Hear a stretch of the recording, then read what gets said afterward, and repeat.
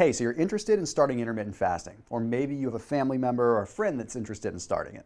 Well, this video is going to be your entire overview. It's going to give you everything you need to know to get started with intermittent fasting. So the cool thing is, intermittent fasting is really easy to get started on. Now, the caveat is there are some little intricacies that you need to be paying attention to. And that's exactly why I created this video in some serious detail.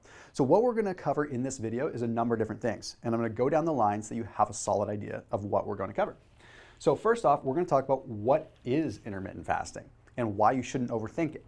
Okay, we're going to talk about the basic benefits. Not going to spend a whole lot of time on that because if you're watching this video, you're probably already interested and your curiosity has been piqued because you know someone that has had crazy success with it. But we're going to talk about the physical benefits, like fat loss and some muscle gain. We're going to talk about the mental and the focus benefits. We're also going to talk about the cellular rejuvenation benefits. But again, not going to spend a lot of time there.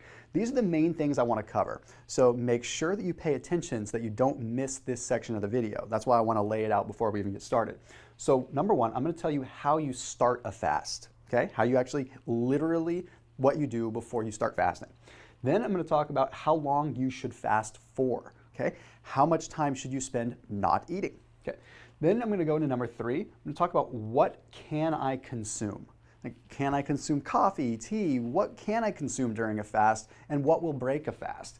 This is very, very important. And I'm going to reference a couple of studies that make some sense of some pretty cool things that are going to make getting into intermittent fasting a little bit easier for you. Okay, then I'm going to talk about how to break your fast. This is very important, very strategic. I've done some videos on this that have literally close to 1 million views because it is such a popular question. So you're going to want to pay attention to that. Then I'm going to talk about when you should actually work out, or should you work out at all. I'm going to break that down. I'm going to give you a little bit of science there as well. We're going to talk about the different types of fasting because there's intermittent fasting, there's some liquid style fasting, there's prolonged fasting, there's various kinds of fasting. You need to know which one is right for you. Okay, then we're going to move into fasting for men versus women. There are some slight subtle differences that you need to pay attention to, and they're only going to make your experience better. It's not about danger or anything like that. It's just about making sure that you are doing the right kind of fasting for who you are. Okay, then we're going to talk about the common concerns. These are big ones, so you're going to want to stick with me through the end of the video because I promise everything's going to make sense, and then this is going to connect all the dots and get rid of any of that confusion, all right? So we're going to talk about the whole muscle loss concern. We're going to talk about the thyroid because a lot of people wonder if it's going to slow down your thyroid. We're going to talk about when to take your supplements. Should you take them in your fasting period or when you're eating or what? We're also going to talk a little bit about alcohol consumption. How does it affect your fast? What should you do? So now we've got the general breakdown. Let's go ahead and get started. I'm going to get this out of the way because it's just kind of weird looking and ugly. So I'm going to get this out of the way, come back, sit down, we'll get started. Hey, so you are tuned in to the internet's #1 performance and nutrition optimization channel. So the new videos coming out every single Tuesday, Friday, and Sunday at 7 a.m. Pacific time, and a bunch of other videos in between, including live broadcasts, live coaching broadcasts, and all kinds of other fun content. So I want to make sure that you also hit that little bell button so you can turn on notifications so you know whenever I do go live after you subscribe. All right, so let's go ahead and let's get down to what intermittent fasting is first and foremost. So simply put, intermittent fasting isn't a diet. Intermittent fasting is a meal timing plan. So basically what you're doing is you're focusing on a specific period of time in which you are abstaining from food and abstaining from calories, and then you have a set period of time in which you consolidate all of your food, all of your calories. So you're basically going for an extended period of time and not eating, fasting, and then you're going into a period of time where you are eating, your fed window. So one of the biggest problems that people make with fasting is they overthink it. Okay, they tend to complicate things, and it's human nature for us to do that. So you really need to keep it very, very simple. Intermittent fasting is just not eating for a set period of time and then consolidating your calories. There's a lot of different intricacies in between, but for all intents and purposes, that's the goal. So let's briefly talk about the benefits, okay? There are huge physical benefits, and that's probably the main reason that people are attracted to intermittent fasting. And it's a good chance that that's why you're watching this video right now. Okay, physical benefits include dramatic fat loss, all while maintaining muscle. Okay, also increasing muscle tone, increasing muscle density, and there's some other general things like actually improving your vascular function as well that can improve your look. So in addition to helping out your skin, helping out your appearance in that regard, there are other benefits too, like your nails, your hair, all kinds of things simply because of the nutrient uptake that occurs. So without going into exquisite detail, basically you have these physiological functions that occur mainly because of the release of what are called catecholamines, adrenaline, norepinephrine, stuff like that, that allow your body to tap into fat stores and preserve muscle. When you go an extended period of time, it allows your body to start tapping into its fat reserves, plain and simple. The cool thing is you have a lot of different hormone functions that are preventing you from burning up or losing muscle. So you get all the benefits of fat loss without losing your muscle. Okay, I digress a little bit. Then we have the mental benefits. You see what ends up happening is when you're on any kind of fasting protocol, you're going an extended period of time without eating. When you go an extended period of time without eating, your brain goes into somewhat of a survival mode. Now, this sounds bad, but it's actually good because what ends up happening is when your brain goes into survival mode, it gets hyper-focused. Very, very focused because it preserves the energy into whatever the task is at hand. So instead of having all of these extra thoughts, you're able to focus on what you really want to focus on. And in today's society, it's very difficult to find true focus. So fasting is very powerful for that. But additionally, it also allows you to produce what are called ketone bodies. You may have heard of ketosis before, but it actually doesn't really necessarily mean the same thing as it does with fasting. Your body produces ketones, which are a tremendous brain fuel. Explain a little bit more in other videos. Then we have the cellular rejuvenation side. Maybe you're watching this video because you're interested in sort of the cellular benefits, the overall health benefits of intermittent fasting. You see, what happens when you're fasting is something occurs in your body known as autophagy. Autophagy is the process where old cells get eaten up by newer cells, and it consolidates them into stronger, more powerful, efficient cells. So therefore, making your skin glow better, making you live longer, and improving all kinds of organ function. So you combine these together, you can see why your friends and family might be pushing you to try intermittent fasting. So let's go ahead and let's get into the details so you can actually get started on your fasting journey. All right, how do you start a fast? Now, I don't literally mean how do you start fasting. Okay, that part's pretty simple. You just stop eating and your fast has begun. But what you eat leading into a fast can make a big difference. For example, if you eat something that's higher in fiber, it's going to put you in a situation where you're a little bit more satiated. So I usually recommend consuming a higher fiber meal prior to starting your fast. So if you're going to be fasting from, let's say, 10 p.m. the night before, all the way through to maybe 2 p.m. or 4 p.m. the next day, at 10 p.m. you may want to have a little bit of fiber. Maybe some psyllium husk, maybe some vegetables that have a little bit more fiber, because what it's going to do is it's going to allow you to stay satiated for a longer period of time. You're still going to get all the metabolic benefits, but as far as your hunger is concerned, you're not going to get these stomach growlies, you're not going to get all of that. It's going to help you out a lot. I also recommend having a little bit of fats. Fats, of course, are going to digest a little bit slower, but they're also going to leak free fatty acids into your bloodstream a little bit more, so you're able to produce those ketone bodies I talked about. So a little bit of fat, a little bit of fiber, and a little bit of protein. Really pretty simple. You don't have to overthink it. So a little bit of broccoli with some coconut oil might just be the perfect match for you. Now, the next thing that people like to know is how long should they actually fast? When you're fasting, the benefit that you're trying to achieve is usually dictated by how long your fast is. So what I mean by that is the shorter the fast, you're going to be able to get some body composition effects, but the longer that you fast, you tap more into the cellular rejuvenation effects. So what I usually recommend people do is start off with a 16-hour fast. This is known as 16-8 fasting. So basically what it means is you're fasting for 16 hours and then you have an 8-hour eating window. Now, most of us aren't awake for 24 hours straight, so that 8-hour eating window doesn't necessarily mean that you're going to be eating the entire 8 hours. Okay, if you were to fast for 16 hours, you might be awake for 4 or 5 of the 8-hour eating window, which works out perfectly because it allows you to restrict your calories a little bit more and get more of a metabolic effect. So 16 hours is the bare minimum. You see, after 16 hours, you start to have an exponential benefit every hour. So 16 hours is where the benefits of fasting really start. So if you're fasting less than 16 hours, you're still getting a good benefit, but you're not getting the same kind of intermittent fasting benefits that occur in the way of autophagy and really occur in the way of the cellular rejuvenation that start at 16 hours. So I recommend starting 16 and working your way up to 18 or 20. Personally, I'm a fan of 20-hour fasts, but that's a hard pill to swallow for someone that's just getting started. 16 hours is very acceptable, pretty darn easy to do. An example of that would be stopping your eating at 10 p.m.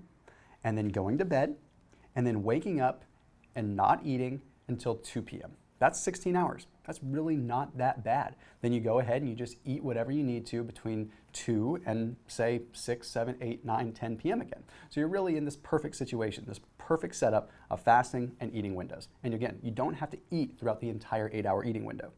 The next thing that you need to know is what you can consume during your fast. Okay, this is very important because a lot of times once you get started fasting, you're going to want to start exploring a little bit. You're going to get curious about different things. So I figured I'd give you the breakdown of the things that you truly can consume without any hiccup whatsoever. All right, so you can consume black coffee. Don't add a sweetener to it and don't add any creamer to it. Okay, black coffee in and of itself is very, very powerful, and it actually has some effects on autophagy, meaning it actually speeds up the process of your cells recycling each other.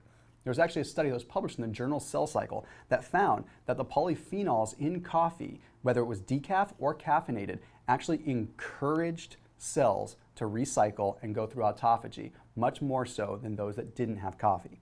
Now, additionally, coffee has a little bit of caffeine in it, and believe it or not, caffeine supports your fast. Caffeine not only helps boost fat loss, but it also supports autophagy as well. So it helps the cellular rejuvenation effects. So black coffee is great. The issue is once you add the sweetener to it, whether it's artificial sweetener that doesn't have calories or not, it can trigger an insulin response.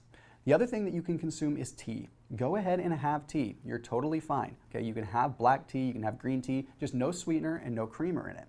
Okay, a lot of people are probably wondering, what about bulletproof coffee or bulletproof tea where you're adding the butter, the coconut oil to your coffee?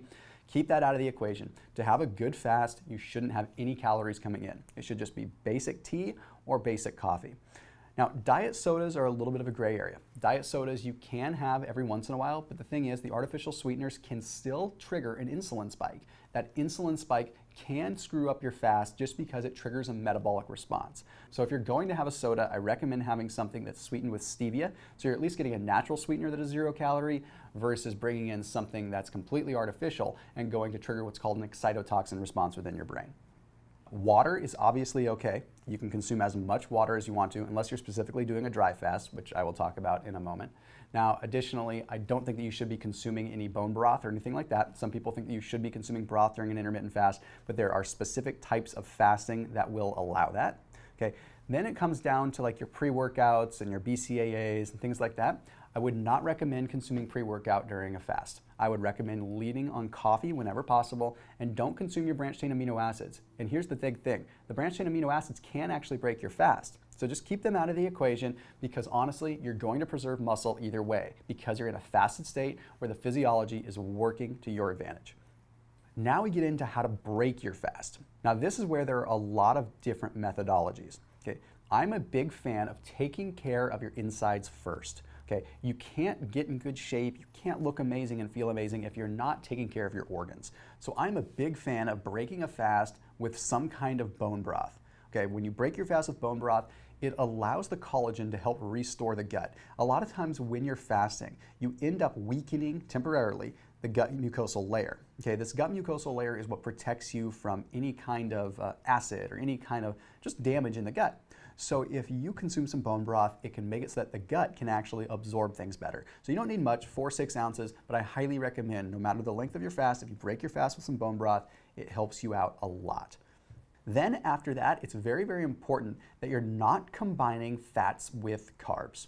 That is rule number 1, okay? So as long as you're not combining fats with carbs, I'm really okay with whatever you do. Again, there are some intricacies and I've done some detailed videos on how to break a fast before and you can check those out. But for all intents and purposes, for the sake of this overview, you don't want to mix fats and carbs because what happens is carbs cause an insulin spike. This insulin spike causes the cells to be very receptive to retrieve whatever you just consumed.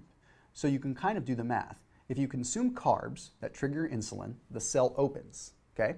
If you've consumed fat at the same time, the carbs go into the cell, but so does the fat. If you consume carbs by themselves, just the carbs go in. If you consume fat by itself, fat doesn't even trigger an insulin response, so you're not getting the cell to open.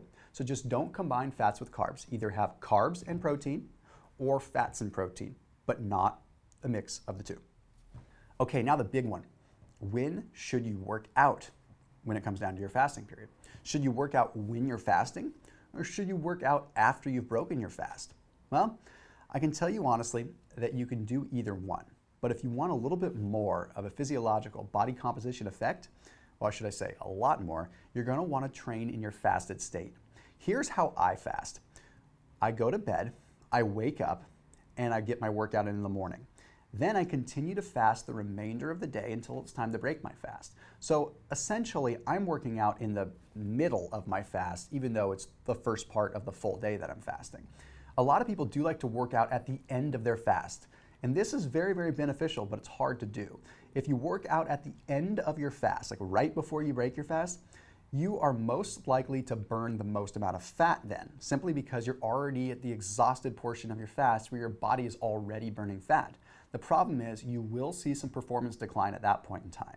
If you work out earlier in the day, you still have a lot of strength and stamina from the food that you ate the night prior, but you're not going to be weak from the fast yet. So you get the benefit of being able to still work out hard without losing the effect of the fast. Now, if you do decide to work out after you've eaten, you'll probably find that your strength is quite high. But one of the things that you should make sure you're aware of is that you want to digest your food a little bit first. As soon as you break your fast, all the blood is going into your internal organs. It's going to your stomach to help you digest. This means that if you go work out, you're detracting from that. You're taking away the blood from the vital organs and sending it out to your extremities to work out. This means that you're not absorbing the nutrients in the fashion that you could be if you worked out a little bit later. Just remember, you're going to have great strength gains, but you're not going to have as much in the way of body composition effects. You see, there was actually one study that was published in the journal Physiology that found that when you work out in a fasted state, you burn significantly more fat. And it's simply because you have little bits of fat that are actually inside your muscle. And they're called intramyocellular lipids. These intramyocellular lipids get evacuated out of the muscle when you work out in a fasted state. So they leave the muscle and they go into the bloodstream and the body burns them for fuel. So the body takes little bits of fat that are in the muscle, puts them into the bloodstream and burns them. And then the process repeats. So fasting and working out is really a powerful way to kind of hack the system a little bit and get a bit more fat burning out of your fast. So let's talk about the different types of fasting too. Okay, so this is going to help you determine which one is for you.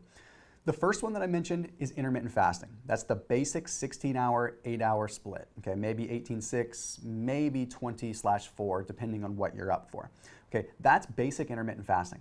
The second type of fasting is called prolonged fasting. And that's any kind of fast that's a little bit longer. We're talking like 24 hours type fast, maybe 24, 48 hours. A little bit less on the body composition benefits and more so just on the cellular rejuvenation benefits. Of course, you're also getting an exponential amount of mental benefits when you go on these longer fasts too. Believe it or not, the longer that you fast, the more that your mental acuity sharpens. You actually get sharper as you fast longer. But the physiological body composition effects tend to start to diminish after 24 to 48 hours. So don't push it past 48 hours unless you're doing it for a specific reason. But prolonged fasting is very good to do like once a month or once every quarter or so, just to get yourself a little bit of a change of pace and something a little bit more aggressive. Now, another kind of fast that you can do is a liquid fast. This is where you're still consuming coffee, you're still consuming bone broth, you're still consuming even bulletproof coffee. It's all the things that still have calories but are liquid. Technically, I guess you could drink a soda, but I wouldn't recommend it.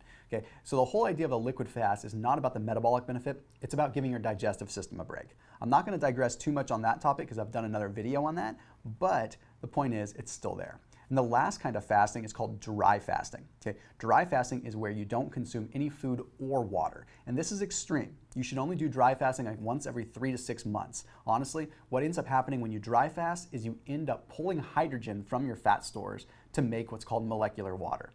Now, I'm overcomplicating this for the sake of this video, but basically what it means is your body burns more fat because it has to take a portion of the fat to make water. Yes, literally, fat contains hydrogen, which means that the hydrogen in the fat can combine with oxygen that you breathe to make what's called molecular water. So dry fasting is effective at burning fat, but it's not something you want to do more than once every 3 to 6 months. So now let's talk about the difference between fasting for men and fasting for women.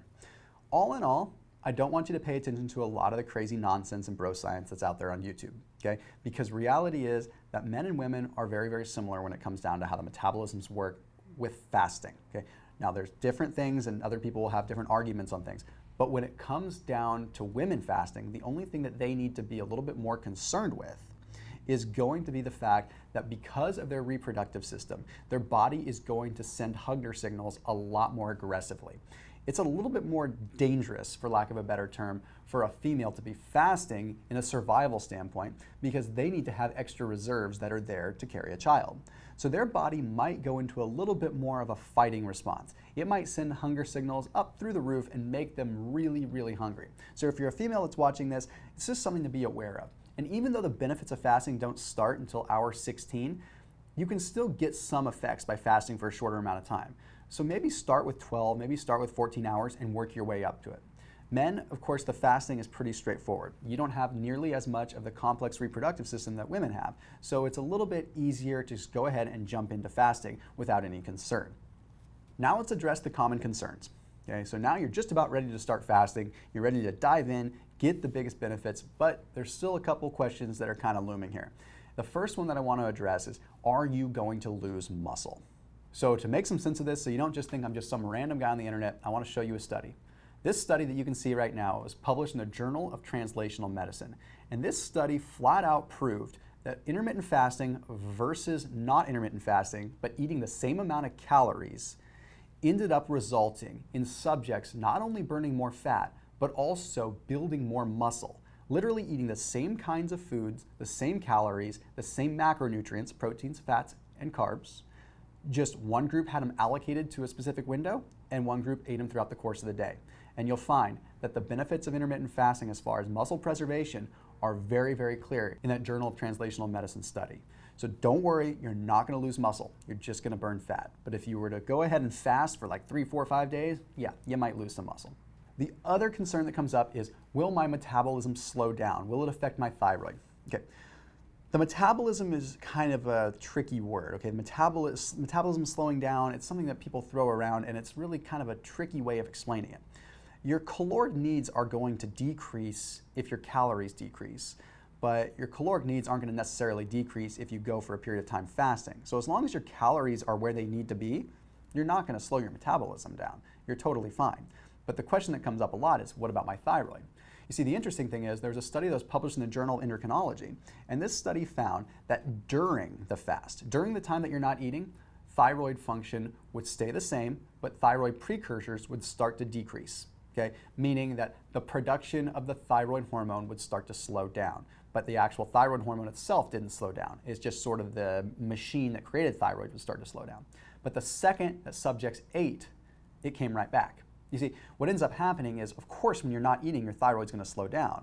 But once you're eating, your metabolism's going again. So that's not a fair assessment. So it is safe to say that while you're fasting, you might see a slowdown in your metabolism by standards of your thyroid.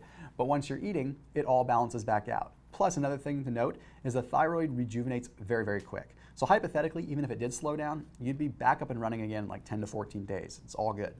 Another one is when to take your supplements, okay? Because some supplements break a fast and some don't. So I'll make this very simple. If the supplement that you're taking has carbs or has calories, it breaks a fast.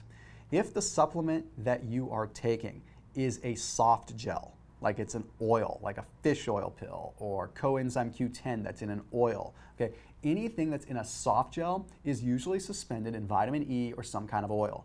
That will break a fast. That has a caloric effect. That's no different than having oil like olive oil or coconut oil. It's just a different kind of oil suspending a fat-soluble vitamin. Consume those, like your vitamin D and your fish oil, after you've already eaten. That way it won't break your fast. Water-soluble vitamins, like multivitamins, like vitamin C, things like that, those are okay to take during your fasting period. Now, I will recommend that you still try to consolidate them during your eating window, simply because it can be a little bit hard on your stomach. And lastly, I want to end with alcohol. Okay, alcohol is a pretty interesting one. We have to look at how the body processes alcohol. When you consume a drink, it converts alcohol into what is called acetaldehyde, which is a very, very toxic thing to your body. We all know that alcohol can be hard on the body. Okay, but what ends up happening is the acetaldehyde is so toxic, it jumps ahead of all the other food inside your body. So what that means is your body still has to have a metabolic effect, and it's going to prioritize alcohol over anything else. But one thing that's very important to know is that fat burning occurs from your liver. If you're not having a functioning liver, if your liver's not doing well, you're not going to burn fat very well. So if you're asking a lot of your liver to prioritize acetaldehyde from alcohol and ethanol, then you're slowing down the process of burning fat. So alcohol will definitely break a fast, but I highly recommend if you're going to consume alcohol that you do it after you've already absorbed some of your food. So go ahead and break your fast, and then a couple hours later, have a little bit of a drink then. That's a safer bet. So I hope that this overview has given you a solid perspective on what intermittent fasting is and what intermittent fasting is not. Honestly, it's for everybody. You can use intermittent fasting with keto, you can use intermittent fasting with paleo, being a vegan, or whatever you want. The thing is, intermittent fasting is the proper protocol in which you are not eating versus which you are eating. And I want to make sure that you check out the plethora of videos that are on my channel that teach you the different intricacies and the different little things you need to pay attention to when it comes down to intermittent fasting or prolonged fasting. Thanks for watching, and please make sure you subscribe. I'll see you in the next video.